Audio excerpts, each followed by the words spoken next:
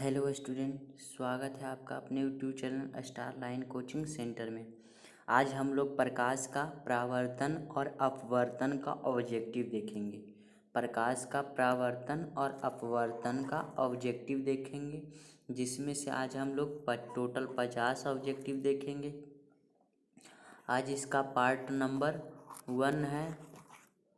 तो चलिए वीडियो को स्टार्ट करते हैं। स्टार्ट करने से पहले आप लोग जो भी बच्चे जुड़ चुके हैं, पहले वीडियो को शेयर कर दीजिए अपने दोस्तों के पास। आप लोग के पास जितने भी ग्रुप हो सभी ग्रुप में आप लोग पहले एक बार शेयर कर दीजिए। चलिए शेयर कर दिए। चलिए वीडियो स्टार्ट करते हैं। पहला देखिए क्वेश्चन है कि प्रकाश की किरणें गमन करती है, किस रेखा में गमन करती है? सीधी रेखा में, टेढ़ी मेढ़ी रेखा में, किसी भी रेखा में नहीं, या कोई नहीं। कि इसका आंसर दिख रहा है, बाकी का आंसर आप लोग को फिर नहीं दिखेगा। तो सीधी रेखा में आप लोग कमेंट में एक्शन जरूर देते, आंसर जरूर देते चलिए दूसरा में देखिए, प्रकाश की परावर्तन के कितने नियम होते हैं? 1 नियम, 2 नियम, 3 नियम, 4 नियम। आप लोग आंसर कमेंट बॉक्स में बाद में आप लोग देखते हैं तो कमेंट बॉक्स में आंसर देते चलिए, और जो लाइव में जुड़े हुए हैं वो लाइव में ही आंसर देते चलिए। आप लोग देखिए कमेंट या लाइव में आप लोग आंसर देने से आपको यही पता चलेगा कि आपको कितना याद है या कितना आपको सही बनाएं, या आपको आंसर देने से पता चलेगा कि नहीं इसका आंसर ये होगा, और फिर ये आपको गलत और सही पता चलेगा। चलिए तो इसका राइट जो आंसर हो जाएगा क्या हो जाएगा? 2 है। प्रकाश के अपवर्तन के नियम 2 है। तीसरा देखते हैं। तीसरा में है कि अवतल लेंस आवर्धन बराबर होता है V/U, यू भी, या V+U, या V/U। अवतल लेंस का आवर्धन बराबर क्या होता है? U/V, या VU, या V+U, या V/U। तो इसका आंसर हो जाएगा V/U। 4 नंबर में है। 4 नंबर में किसी दर्पण से आप चाहे कितना दूरी पर खड़े हो, उसका प्रतिबिंब सदैव सीधा प्रतीत हो संभव दर्पण है? केवल समतल दर्पण में, केवल अवतल में, या केवल उत्तल में, या समतलतल और उत्तलन? समतल में या उत्तल?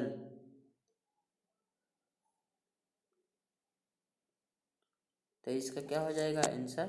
केवल समतलतल। आगे बढ़ते हैं 4 नंबर की ओर। 4 नंबर में निम्नलिखित में कौन लेंस की क्षमता का मात्रक है?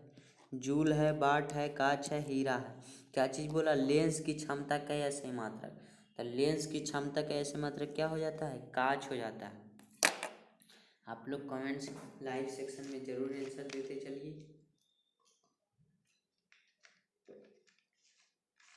जो भी प्यारे बच्चे जुड़े हुए हैं वीडियो को लाइक कर दीजिए और अपने दोस्तों मित्रों के पास शेयर जरूर कर दीजिए। आगे बढ़ते हैं 6 नंबर की ओर। 6 में है निम्नलिखित में किसका अपवर्तनांक सबसे अधिक होता है? वायु का, बर्फ का, कांच का, या हीरा का? तो सबसे अधिक अपवर्तनांक जो होता है वह कांच का, हीरा का होता है। निम्नलिखित में किसका अपवर्तनांक सबसे अधिक होगा? तो वो हीरा का होता है। आगे बढ़ते हैं 7 नंबर में है निम्नलिखित में किस लेंस को अभिसारी लेंस कहते हैं? किस लेंस को अभिसारी लेंस कहते हैं? उत्तल लेंस को, अवतल लेंस को, या दोनों को, या बाइफोकल लेंस को? तो उत्तल लेंस को अपसारी लेंस कहते हैं। उत्तल लेंस को अभिसारी, अपसारी नहीं। उत्तल लेंस को कौन लेंस कहा जाता है? अभिसारी लेंस। अभी देखो, अभी बोलेगा तो उत्तल, और अप बोलेगा तो अवतल। अभी मतलब उत्तल, अप मतलब अवतल। तो अभी बोले तो उत्तल लेंस, उत्तर अभिसारी लेंस किसे कहते हैं? तो उत्तल लेंस को। अवतल लेंस किसे, अपसारी लेंस किसे कहते हैं? तो अवतल लेंस को। आगे बढ़ते हैं 8 नंबर में। 8 नंबर निम्नलिखित में किसी माध्यम में प्रकाश की चाल सबसे अधिक होता है? किस माध्यम में प्रकाश की चाल सबसे अधिक होता है? कांच में, पानी में, लोहा में, निर्वात में? तो सबसे अधिक जो अपवर्तनांक होता है वह निर्वात में होता है। क्या चीज में होता है? निर्वात में। चलिए दर्पण सूत्र और फॉर्मूला बताइए। 1/v प्लस 1/f या 1/v माइनस 1/u बराबर 1/f, 1/f प्लस 1/u बराबर 1/v, 1/f प्लस 1/v बराबर 1/u। तो इसका ए नंबर हो जाएगा 1/v प्लस 1/u बराबर 1/f। चलिए अगला देखते हैं 10 नंबर। 10 नंबर में किसी कार का अग्रदीप प्रयुक्त दर्पण निम्नलिखित में कौन सा होता है? अवतल दर्पण, उत्तल दर्पण, समतल दर्पण या समतल या उत्तलतर? तो किसी अग्रदीप में जो उपयोग किया जाता है कार में वह अवतल दर्पण का उपयोग किया जाता है। चलिए 11 नंबर में आइए। 11 नंबर में किसी माध्यम का यू का मान होता है तो साइन आई बटे साइन आर होता है या साइन आई बटे साइन आर या sine I into sine R या sine in plus sine R. तो किसी माध्यम का अपवर्तनांक जो होता है साइन आई बटे साइन आर होता है।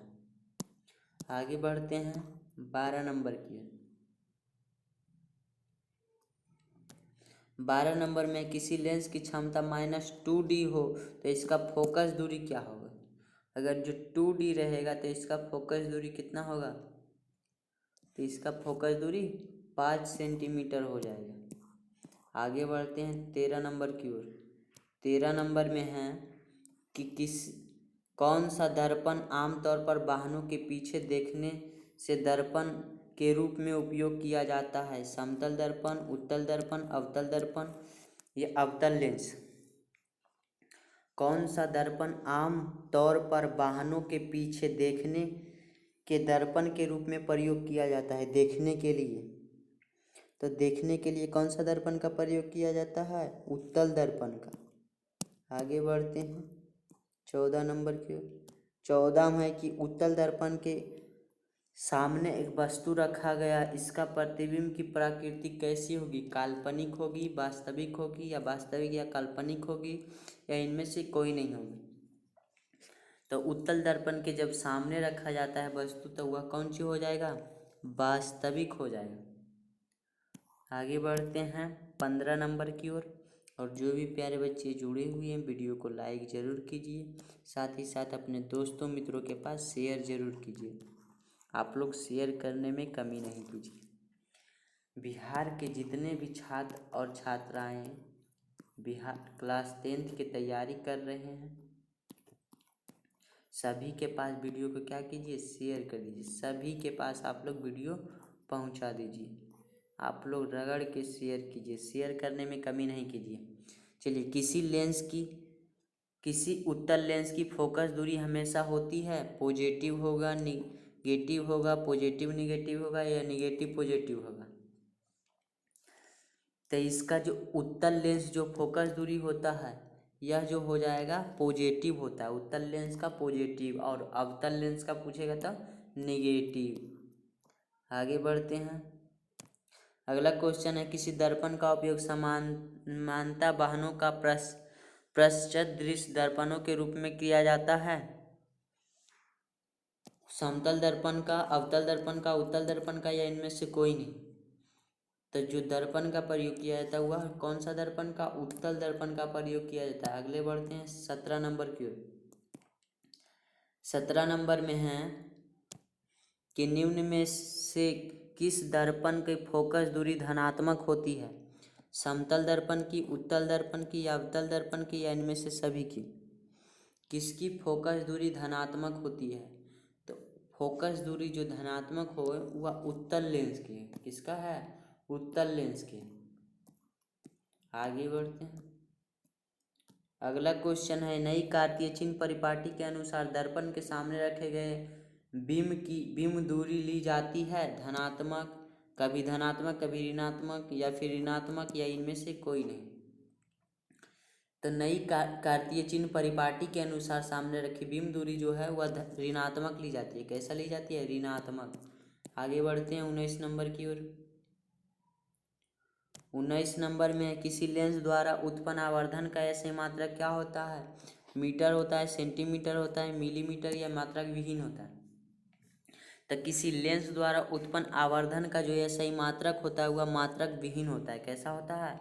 मात्रक विहीन होता है। चलिए आगे बढ़ते हैं 20 नंबर की ओर। 20 नंबर में है कि निम्न में से किस लेंस की फोकस दूरी धनात्मक होती है? अवतल लेंस की, उत्तल लेंस की या समतल अवतल लेंस की या इनमें से कोई नहीं। तो किस लेंस की फोकस दूरी धनात्मक होती है? तो उत्तल लेंस की फोकस दूरी धनात्मक होती है। जो भी प्यारे बच्चे जुड़े हैं वीडियो को शेयर जरूर कीजिए अपने दोस्तों मित्रों के पास, ताकि बिहार के हर एक बच्चे इस एजुकेशनल चैनल से जुड़ सके और फ्री में पढ़ सके। चलिए आगे बढ़ते हैं। देखिए आप लोग का जो है ऑब्जेक्टिव पर अगर जो पकड़ बन गया प्यारे बच्चों, जैसे ऑब्जेक्टिव में जो है आप लोग जैसे 50 में 50 ला दीजिएगा तो सब्जेक्टिव में ऑटोमेटिक नंबर आपका इतना 40 प्लस हो ही जाएगा। क्योंकि सब्जेक्टिव जो है कहीं से मतलब कुछ भी आप लिख सकते हैं उसमें।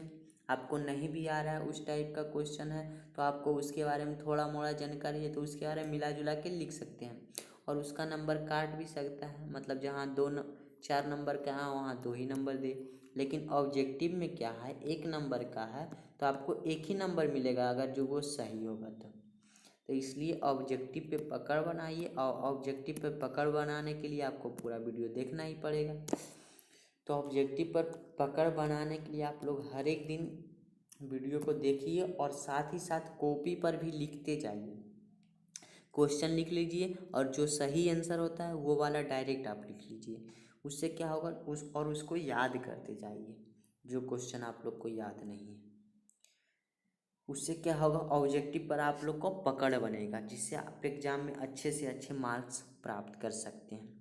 चलिए 21 नंबर में क्वेश्चन है कि निर्वात में प्रकाश की चाल कितना होता है? 3 × 10⁻8 मीटर प्रति सेकेंड या 3 × 10⁸ सेंटीमीटर प्रति सेकेंड या 3 × 10⁸ किलोमीटर प्रति सेकेंड।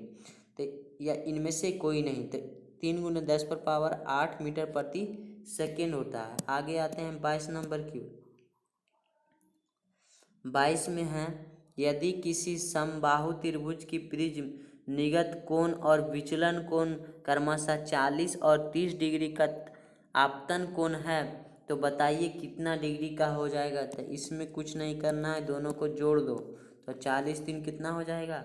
70 डिग्री। तो 70 डिग्री कहाँ है? डी नंबर में। क्या चीज़ बोला? आपतन कोण पूछा है। देखिए यहाँ पर समझिए, निगत कोण और विचलन कोण क्रमशः 40 और 30 है तो आपतन कोण जैसे ही पूछेगा दोनों को जोड़ देना है। तो 40 3 कितना हो गया? 70। आगे बढ़ते हैं 22 नंबर। 22 में है एक उत्तल लेंस की क्षमता 1 डायोप्टर हो तो उस लेंस की फोकस दूरी कितना होता है? तो 100 सेंटीमीटर के बराबर होता है। आगे बढ़ते हैं 24 में। 24 में है कि निम्नलिखित में प्रकाश के रंगों के किस रंग का अपवर्तन अधिकतम होता है? लाल का होता है, पीला का होता है, हरा का होता है या बैंगनी का होता है? तो सबसे जो अपवर्तनांक जो अधिक होगा वह बैंगनी रंग का होता है। किस रंग का? बैंगनी रंग का। आगे बढ़ते हैं 25 नंबर की ओर। 25 में है पानी में डूबे एक उत्तल लेंस की फोकस दूरी हवा में इसकी फोकस दूरी की अपेक्षा क्या होती है? अधिक होती है, कम होती है, अपवर्तित होती है या इनमें से कोई नहीं।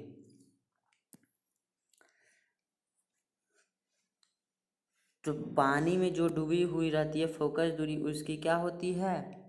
कम होती है। क्या चीज़ होती है?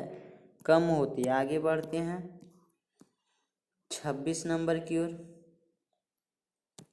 26 नंबर निम्नलिखित में कौन उत्तल लेंस की फोकस दूरी जिसकी त्रिज्या 32 हो तो उसकी फोकस दूरी क्या होता? उसकी फोकस दूरी क्या होगा? तो F बराबर क्या होता है? R/2। तो त्रिज्या कितना दिया हुआ है? 32 सेंटीमीटर। देखिए अच्छा समझ, एफ बराबर क्या होता है, r/2। तो r के मान मतलब त्रिज्या का मान कितना है 32 और 2, तो 2 और इसको काट देंगे तो कितना आ गया 16 सेंटीमीटर। कौन सी में, प्लस में है तो प्लस में हो जाएगा। इसका राइट आंसर सी हो जाएगा। आगे बढ़ते हैं 27 नंबर की ओर। 27 नंबर में कौन सा लेंस अपसारी लेंस भी कहा जाता है, अवतल लेंस, उत्तल लेंस या फिर ए भी दोनों या इनमें से कोई नहीं। अपसारी बोला है। अभिसारी किसको कहा जाता है, अवतल को अभिसारी। अपसारी कौन सा लेंस होगा, तो अपसारी लेंस, उत्तल लेंस को अपसारी लेंस कहा जाता है। आगे बढ़ते हैं, दंत विशेषज्ञ किस दर्पण का उपयोग मरीजों के दांत का बड़ा प्रतिबिंब देखने के लिए करता है, समतल दर्पण का, अवतल दर्पण का, उत्तल दर्पण का, इनमें से कोई नहीं। तो इसका आंसर हो जाएगा अवतल दर्पण। आगे बढ़ते हैं 29 नंबर की ओर। 29 नंबर में है, गोलीय दर्पण का परावर्तक पृष्ठ का वृत्ताकार सीमा रेखा का व्यास क्या होता है, मुख्य फोकस या वक्रता त्रिज्या, प्रधान अक्ष या गोलीय दर्पण का द्वारक। तो गोलीय दर्पण का परावर्तक पृष्ठ का वृत्ताकार सीमा रेखा जो होता है गोलीय दर्पण का द्वारक होता है। आगे आइए 30 नंबर में। 30 नंबर में यदि किसी बिंब का प्रतिबिंब का आवर्धन ऋणात्मक हो तो उस प्रतिबिंब की प्रकृति क्या होगी, वास्तविक और उल्टा होगी, वास्तविक और सीधा होगी, आभासी और सीधा होगी, आभासी और उल्टा होगी। तो इसका आंसर हो जाएगा वास्तविक और उल्टा होगी। आगे बढ़ते हैं 31 नंबर की ओर। 31 में है, किसी शब्दकोश के छोटे अक्षरों को पढ़ने के लिए आप निम्नलिखित में कौन सा लेंस को पसंद करेंगे, 5 सेंटीमीटर दूरी का एक अवतल लेंस या 5 सेंटीमीटर दूरी का एक उत्तल लेंस या 5 सेंटीमीटर दूरी का एक अवतल लेंस या 50 सेंटीमीटर दूरी का अवतल लेंस या 50 सेंटीमीटर दूरी का एक उत्तल लेंस। तो किस दर्पण का आप लोग उपयोग करेंगे बताइए। तो 5 सेंटीमीटर का उत्तल लेंस का उपयोग करेंगे। आगे बढ़ते हैं 32 नंबर की ओर। 32 नंबर में है, एक प्रयोग में अवतल दर्पण द्वारा किसी बिंब प्रतिबिंब को एक पर्दे पर प्राप्त किया जाता है तो दर्पण की फोकस दूरी निर्धारित करने के लिए प्रयोज्यता को मापने की जरूरत होती है, दर्पण तथा पर्दा के बीच, दर्पण तथा बिंब के बीच, या ये भी दोनों या इनमें से कोई नहीं। चलिए आंसर बताइए आप लोग। तो क्या चीज़ के बीच मापा जाता है, दर्पण तथा बिंब के बीच दूरी को मापते हैं। 33 में आइए। 33 नंबर में है कि अवतल दर्पण की फोकस दूरी उसकी वक्रता त्रिज्या की क्या होती है, दुगनी होती है, आधी होती है, चौथाई होती है, बराबर होती है। आप लोग जितने भी बच्चे जुड़े हुए हैं वीडियो को लाइक कर दीजिए और अपने दोस्तों मित्रों के पास शेयर जरूर। आप लोग के पास जितने भी ग्रुप होगा सभी ग्रुप में आप लोग शेयर करते रहे ताकि हर एक बच्चा इस एजुकेशनल चैनल से जुड़ सके और अपने ऑब्जेक्टिव का जो तैयारी है एकदम अच्छे तरीके से कर सके। पढ़े कहीं से प्यारे बच्चों, ऑब्जेक्टिव मिलेगा यहीं से, ये ध्यान में रखिए। चलिए, तो वक्रता त्रिज्या की क्या होती है, आधी होती है। आगे बढ़ते हैं 34 नंबर की ओर। 34 नंबर में है, लेंस की क्षमता का ऐसे ही मात्रक क्या होता है, सेंटीमीटर या सेंटीमीटर या सेंटीमीटर पर मीटर या मीटर। तो क्या चीज़ होता है, इसका आंसर हो जाएगा सी, पर मीटर होता है। 35 नंबर में आइए। 35 नंबर क्वेश्चन है कि प्रतिबिंब का आकार हमेशा वस्तु के आकार का बराबर है तो दर्पण होगा, उत्तल होगा, अवतल होगा, समतल होगा या समतल और उत्तल होगा। तो इसका आंसर हो जाएगा क्या चीज़, समतल होता है। आगे बढ़ते हैं 36 नंबर की ओर। 36 में लेंस की मुख्य फोकस की संख्या कितनी होती है? 1 होती है, 2 होती है, 3 होती है, कोई नहीं होती है। तो लेंस की मुख्य फोकस की संख्या कितनी होती है? लेंस की मुख्य फोकस की संख्या 2 होती है। कितनी होती है? 2 होती है। आगे बढ़ते हैं 37 नंबर की ओर। 37 नंबर में है कि सर्च लाइट का परावर्तक सतह कैसा होता है? उत्तल होता है, अवतल होता है या समतल होता है या इनमें से कोई नहीं? तो सर्च लाइट का परावर्तक सतह कैसा होता है? अवतल होता है। आगे बढ़ते हैं 38 नंबर की ओर। 38 में है कि परावर्तन के नियम निर्धारित होती है आपतन कोण और परावर्तन, आपतन कोण बराबर परावर्तन कोण, परावर्तन कोण बराबर आपतन कोण, आपतन कोण बराबर विचलन कोण या इनमें से कोई नहीं। तब परावर्तन का जो नियम निर्धारित होती है प्यारे बच्चों, वह है आपतन कोण बराबर परावर्तन कोण पर। आगे बढ़ते हैं 39 नंबर की ओर। 39 नंबर में है प्रकाश के अपवर्तन के कितने नियम है? तो प्रकाश के अपवर्तन के भी 2 नियम है। आगे बढ़ते हैं 40 नंबर की ओर। दाढ़ी बनाने में कौन सा दर्पण का प्रयुक्त होता है? समतल, अवतल, उत्तल या ये कोई नहीं? दाढ़ी बनाने में कौन सा दर्पण का उपयोग होता है? समतल का, उत्तल का, अवतल का या इनमें से कोई नहीं? और सभी प्यारे बच्चों VVI क्वेश्चन है, इससे ज़्यादा आपको एग्जाम में नहीं पूछा जाएगा। एग्जाम में आपको इससे ज़्यादा एग्जाम में नहीं देखने को मिलेगा ऑब्जेक्टिव। इसलिए शुरू से लास्ट तक ज़रूर वीडियो को देखते रहिए ताकि आप एग्ज़ाम में जब बैठे तो जो आपका सपना है 450 प्लस करने का वो साकार हो सके। तो 450 प्लस तभी होगा जब आप वीडियो को पूरा देखिएगा और बीच में ही छोड़ के चले जाइएगा, बोलिएगा इससे बाहर आ गए एग्जाम में। इससे बाहर आप लोगों को एग्जाम में देखने को नहीं मिलेगा। तो दाढ़ी बनाने में कौन सा दर्पण का उपयुक्त होता है?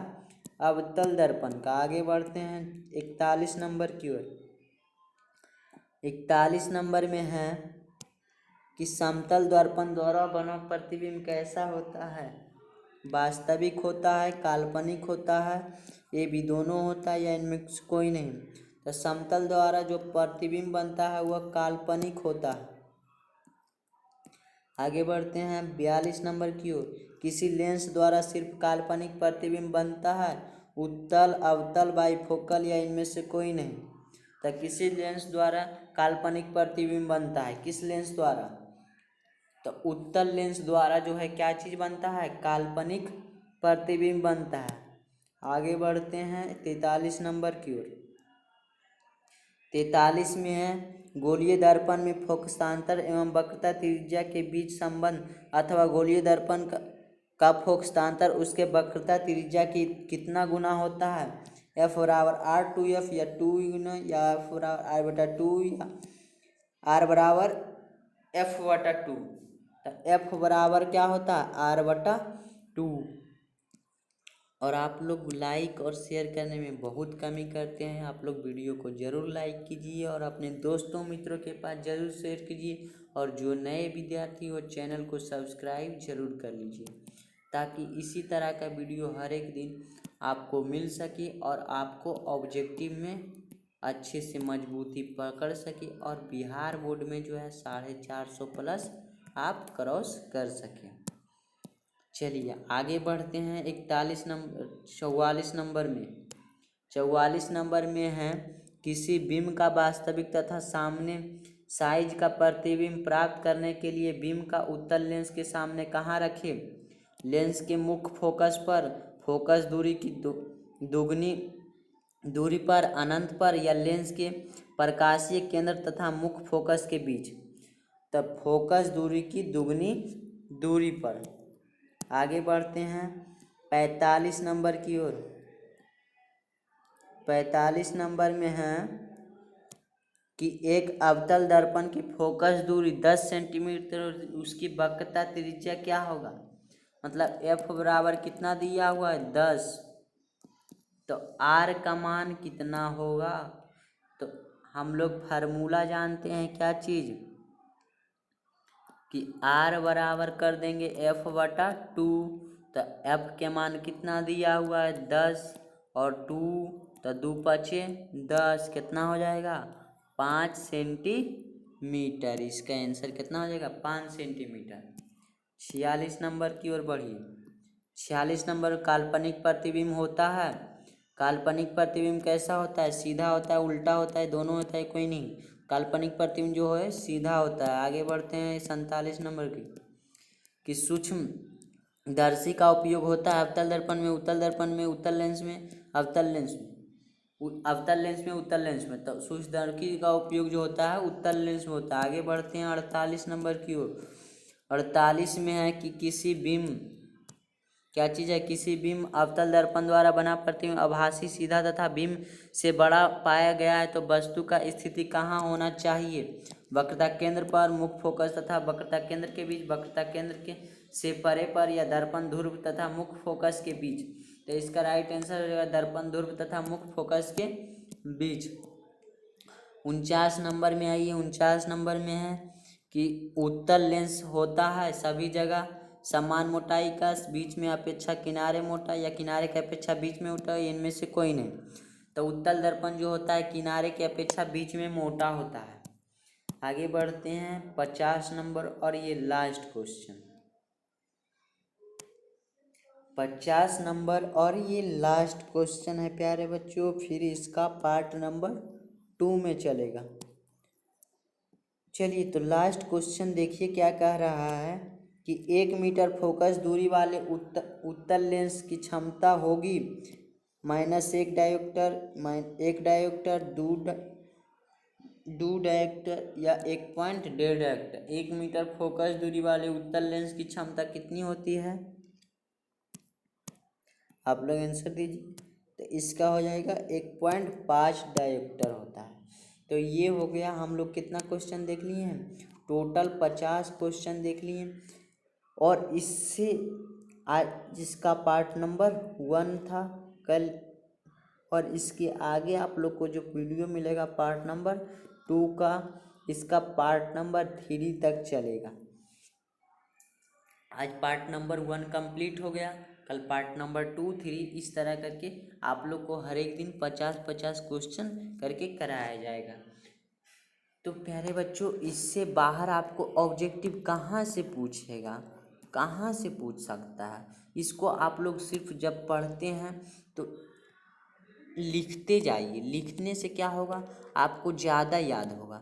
तो लिखते जाइए और साथ ही साथ आप क्वेश्चन को सिर्फ लिखिए और उसके बाद आंसर लिखिए।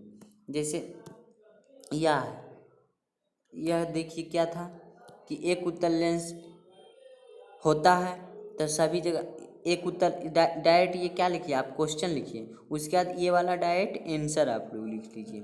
ऐसे क्वेश्चन लिख के क्वेश्चन नंबर ऐसे करके पहला और उसके बाद आंसर लिख दीजिए, जो भी क्वेश्चन रहे उसके बाद इस तरह आंसर।